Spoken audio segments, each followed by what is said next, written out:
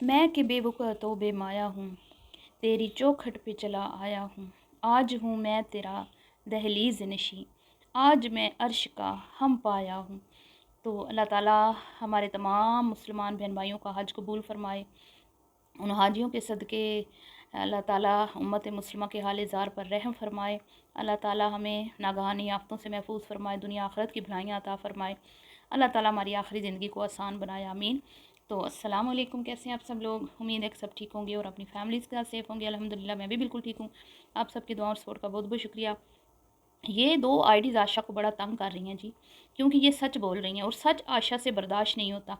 इतना कुछ मरियम को कहा गया, इतना कुछ हसन के ऊपर तोहमतें लगीं, लेकिन इस बंदी ने मुँह नहीं खोला। लेकिन अपनी बारी जब सच्ची बात कोई करता है इसके हवाले से, तो ये आके फ़ौरन जवाब देती है ये।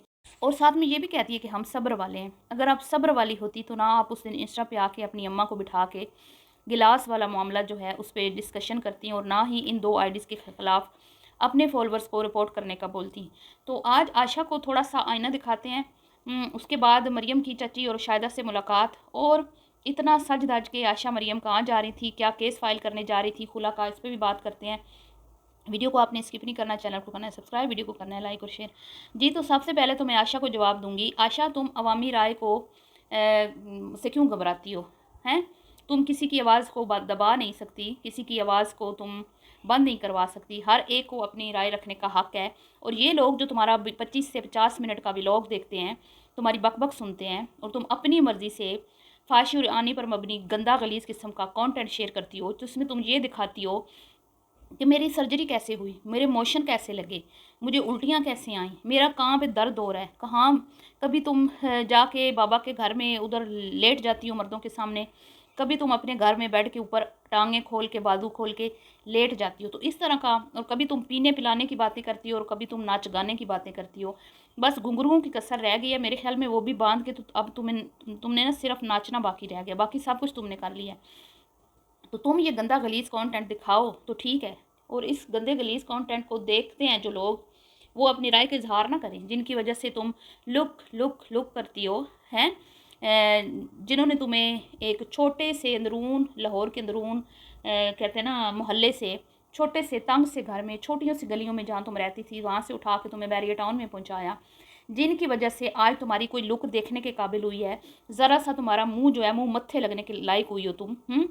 तो पार्लर जा जाके मुंह पे लिपा थोपी करा करा के, सुर्खियाँ पाउडर लगा लगा के, और जो कपड़े तुम पहनती हो, मॉडर्न बनने की नाकाम कोशिश करती हो, और बार बार आके लुक लुक लुक, ये ड्रेस कैसा, ये ड्रेस कैसा करती हो। आके इन लोगों की वजह से करती हो ना, हैं।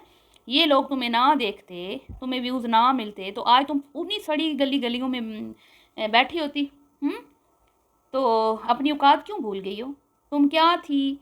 क्या बना दिया तुम्हें लोगों ने? आज इन लोगों की वजह से तुम यूट्यूब की पेमेंट आते ही निशात पे जाके सांस लेती हो, भागी चली जाती हो, कभी वन पे, कभी निशात पे, कभी आउटफिटर पर।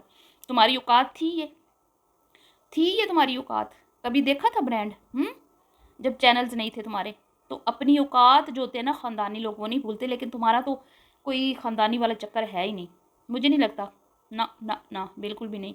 जो तुम लोगों ने गलादत और गंद मचाया है ना, मुझे तो तुम, अब मैं क्या ही कहूँ, अल्लाह माफ़ करे। बहरहाल, तो ज़रा बच्चे बर्दाश्त करो, ठीक है? वरना अपने आप को सुधारो, इंसान की बच्ची बनो। अपने बाप की नाक मत कटवाओ, अपने मरे हुए बाप को की रूह को बेचैन मत करो।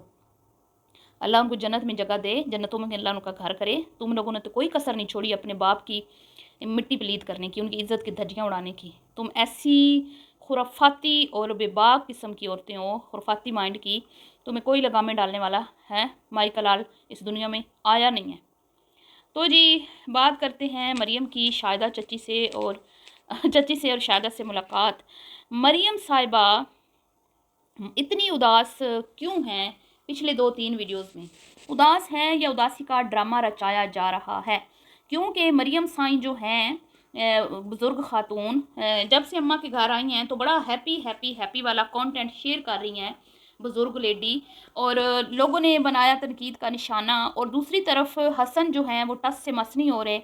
उनकी तो जूती को भी परवाह नहीं है कि बुज़ुर्ग लेडी जो है वो केक काटे, 4 बर्गर खाए, या वो गोलगप्पे खाए, या वो बिरयानियाँ खाए, कुछ भी करे, उसकी जूती को भी परवाह नहीं है, क्योंकि वो खुददार इंसान है, लालची इंसान नहीं है। और वो अपने बलबूते पे अपना घर बसाना चाहता है, यूट्यूब की पेमेंट पे नहीं। यूट्यूब की पेमेंट से वो नहीं बनाना चाहता प्लाजा और अपना घर है। तो मरियम साहिबा, आपकी धमकियाँ हसन पर असरअंदाज नहीं हुई।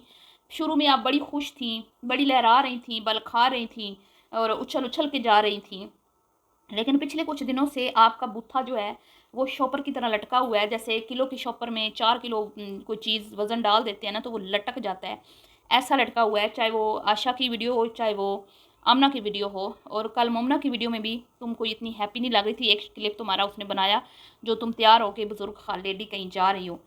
तो मुझे लगता है कि मोहतरमा को ये लगा था कि मेरे उनको धमकियाँ लगाने का उनको बड़ा जो है ना वो डिसहार्ट होंगे, बड़े दुखी होंगे, बड़े परेशान होंगे, हसन मेरे बगैर रह नहीं पाएगा है और भागा चलाएगा। पर ऐसा हुआ नहीं कुछ। फिर सामान उठाने का ड्रामा रचाया गया, फिर भी कुछ नहीं हुआ। फिर भी उन्होंने आके सबको बता दिया भाई उनकी चीज़ थी वो ले गए, हमारा उस पर कोई हक नहीं था, वो अपने घर में खुश रहे, हम अपने घर में खुश हैं। और हसन ने कहा कि वीडियोस को अनलिस्ट करो, प्राइवेट या डिलीट कुछ भी करो, हमारे साथ जो तुमने वीडियोस बनाई हैं वो हमें नज़र नहीं आनी चाहिए सोशल मीडिया पे। और अपने घर में खुश रहो, हमें मत छेड़ो, ना हम तुम्हें छेड़ेंगे। सही है। तो तब से मरियम मैडम की जो हालत है वो हालत गैर है।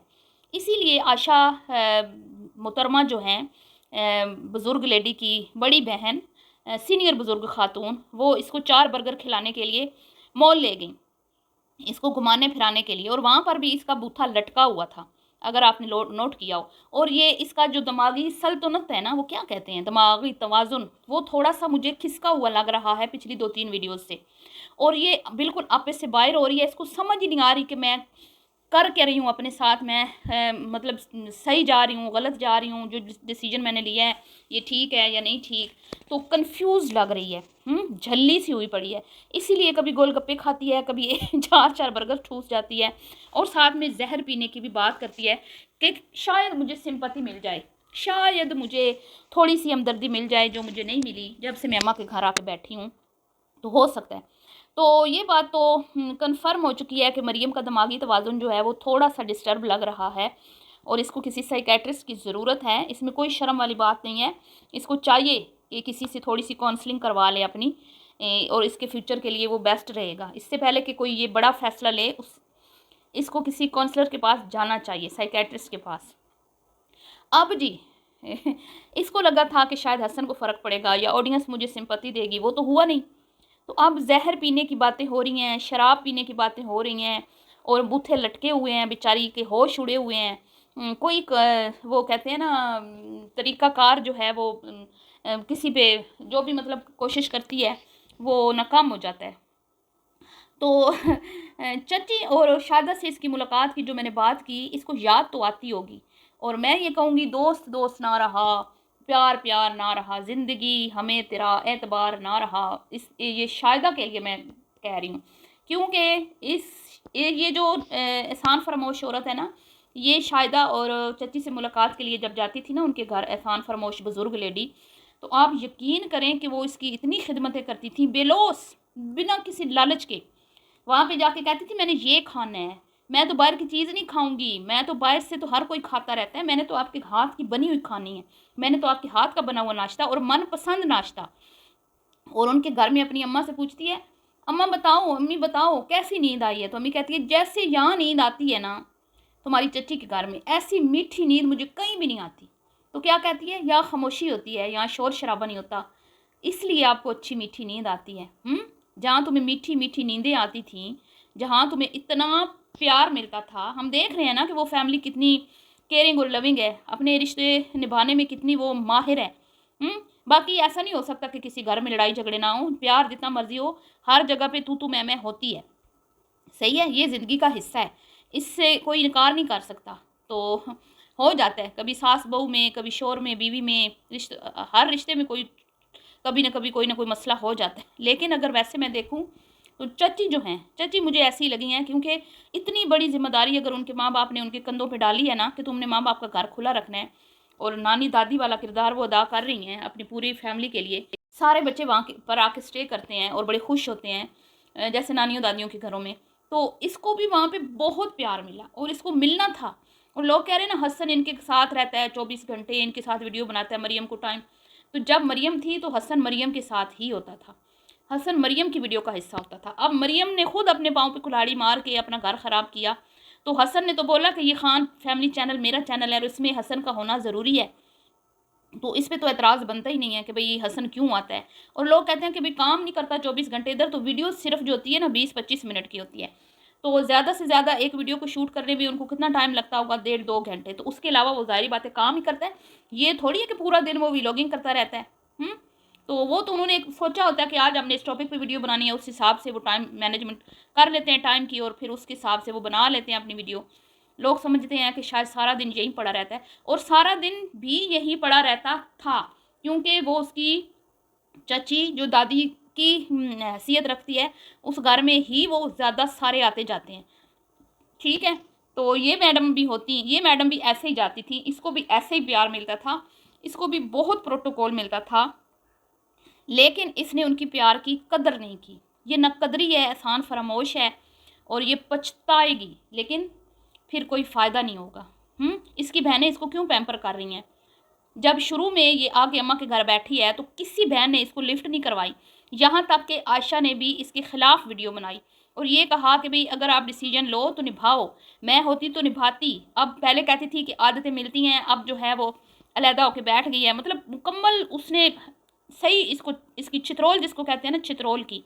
और आमना ने भी आयशा की हाँ में हाँ मिलाई। आयशा लेंटर की, फर्स्ट लेंटर की मिठाई देने आई, मरियम घर में थी, लेकिन मरियम को मुंह नहीं लगाया। सही है। अब वो क्यों पैम्पर कर रही हैं? क्योंकि अब इसने फाइनल डिसीजन जब लिया खुला का, तो ये अब घबरा रही है, पछता रही है, इसका दिमाग जो है ना वो मतलब ख़राब हो गया। तो बहनों ने फ़ौरन से आके इसको पैम्पर किया, फ़ौरन से भागी चली आई मरियम को स्पेशल फील करवाने, ताकि मरियम कहीं अपना इरादा बदल ना ले। और बार बार आप देखें, बार बार वीडियोज़ में क्या बात हो रही है, आप गौर करें ज़रा। एक ही बात हो रही है, बहनें बहनें होती हैं, सच्ची दोस्त बहनें होती हैं, सच्चा प्यार खून के रिश्ते करते हैं, सच्चा प्यार बहनें करती हैं। मरियम को यानी कि वो क्या कहते हैं, उसका ब्रेन वॉश करने की कोशिश की जा रही है, उसको हिप्नोटाइज किया जा रहा है, अपने जाल में ये बहनें दोनों फंसा रही हैं।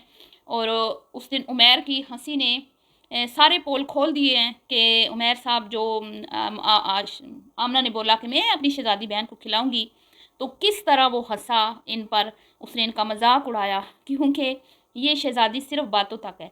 जब इसने फाइनल डिसीजन ले लेना है, डाइवोर्स हो जानी है, फिर इसके चैनल का बिल्कुल भट्ठा बैठ जाना है, इसके कंटेंट के ऊपर थूक देना लोगों ने।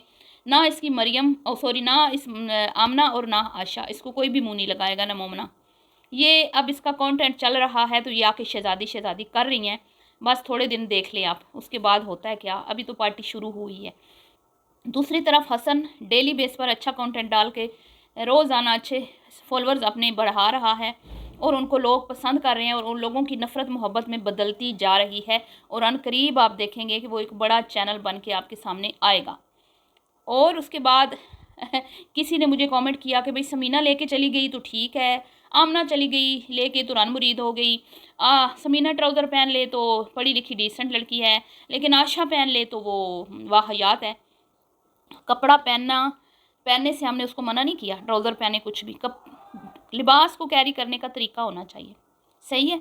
समीना ट्राउज़र पहन के तो मेंढक की तरह छलांगे नहीं लगाती, आप इसकी वीडियो शायद नहीं पूरी देखती। उसके बाद समीना ट्राउज़र शर्ट पहन के टांगें खोल कर बेड के ऊपर लेटती नहीं है, बाजू खोल के।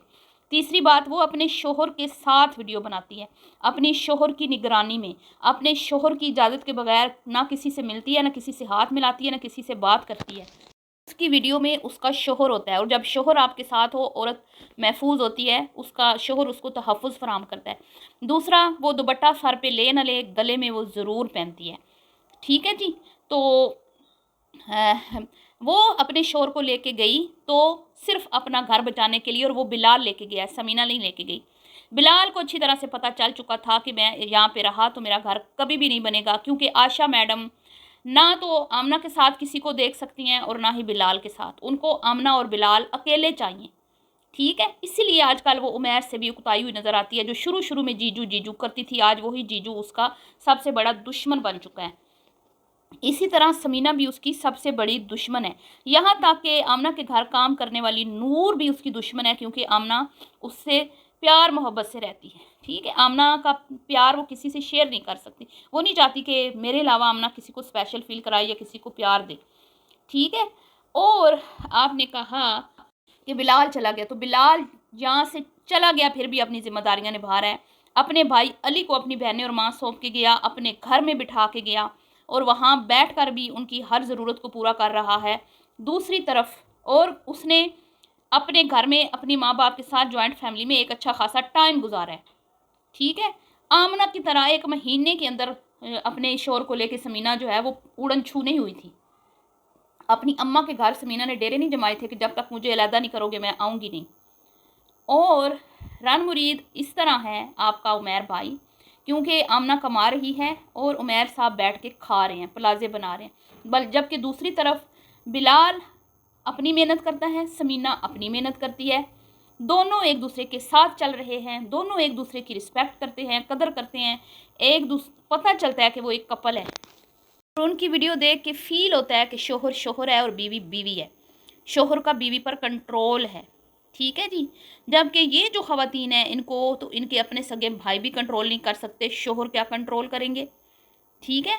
तो सबको नज़र आता है कि उमैर साहब जो हैं वो आमना की उंगलियों के ऊपर नाचते हैं। उसकी डोर जो है वो आमना के हाथ में है, आमना ने जिधर खींचनी है उसने उधर जाना है। लेकिन दूसरी तरफ समीना अपना कोई भी फ़ैसला बिलाल पर मुसल्लत नहीं कर सकती। बिलाल अपने फ़ैसले खुद करता है, अपनी फैमिली के हों अपने हों कुछ भी। सही है। तो ये मामलात हैं जी। वीडियो अच्छी लगी हो तो चैनल को सब्सक्राइब कीजिएगा और अपनी राय का इजहार कीजिएगा। और कहाँ जा रही हैं सज धज के, मोमना ने जो दिखाया एक क्लिप, दाल में कुछ काला है। क्या ये लोग खुला का केस फाइल करने जा रही हैं आशा और आमना? और क्या आशा अपनी आशा और मरियम जा रही हैं? आशा अपनी बहन की ज़िंदगी तबाह बर्बाद करने वाली है, क्योंकि आशा आजकल मरियम से बहुत चिपकी हुई है, जो एक अजीब सी बात है अपने आप में। तो ये चिपका चिपकी क्यों हो रही है? क्या वो मरियम से फ़ाइनल डिसीजन करवाना चाहती हैं कि मतलब तुम जल्दी से फ़ैसला करो, सामान तो उठा लिया और अब खुला का केस फाइल करो ताकि उनको पक्की पक्की छुट्टी करवाएं। और जब छुट्टी हो जाएगी तो मरियम मैडम का इस घर में फिर वही हाल होगा जो पहले होता था, और जाके फिर चची के पास रोती थी, शायदा के पास रोती थी। और अब तो कोई चची और शायदा इसके ऊपर एतबार नहीं करेगी। अब ये हमेशा ही आशा मैडम के टोंट सुनेगी और मोमना के बच्चों की क्या कहते हैं, उनको चीज़ ला के देगी, उन्हीं के साथ वीडियोस बनाएगी जैसे पहले उनके साथ बनाती थी। तो मिलती हूँ नेक्स्ट वीडियो में, भी के लिए इतनी, अल्लाह हाफ़िज़।